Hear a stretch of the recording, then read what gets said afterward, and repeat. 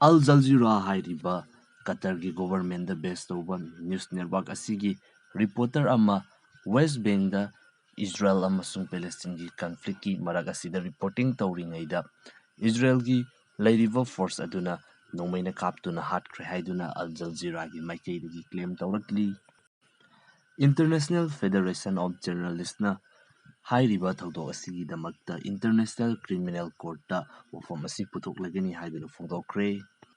hairiba thawdok asi West Bank gi northern thangba sarukta leiba refugee camp amakhakta Israel gi forcing na red chathabada thokiba thawdokni Israel na red chatharingai matam asida Al Jazeera gi reporter asi ground reporting tawduna mafam aduda leirambani mahak asi chapchana press ama oibagi identity mapung fana yauduna mafam aduda leiki amasung mahaki co-worker na su makhoi asi press ni haiduna yamna kanna phongdokhibani adubu ikhang khangawdana kadomdagino khangdana nongmai maru ama pairaktuna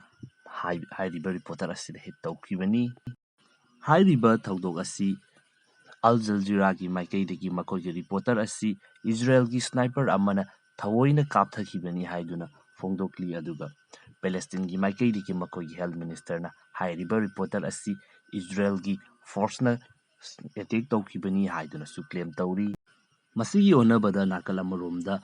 Israel gi prime minister Naftali Bennett na Twitter da video ama show tawduna maduda Palestine gi force singna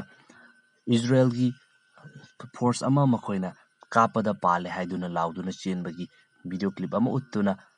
reporter adu kapliba adu Israel gi maikaidagi natte Palestine gi forcing aduna kapani Israel gi force ni khanduna makoina hairiba wafam adu phongdoklibani Israel gi side ta makoigi force ama ta so apan nangba leite haiduna phongdorakli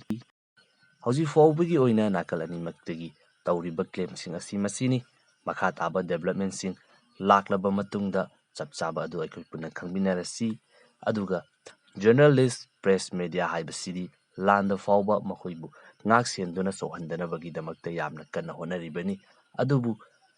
country amagi makoigi leiriba forcing na media gi mioi amabu asumna attack tawi asumna hatli haiba wafam asidi aduki matik yamna tangna thokpa thawdok ama oigani aduga masigi consequence asisu adumak chawgani haina khalli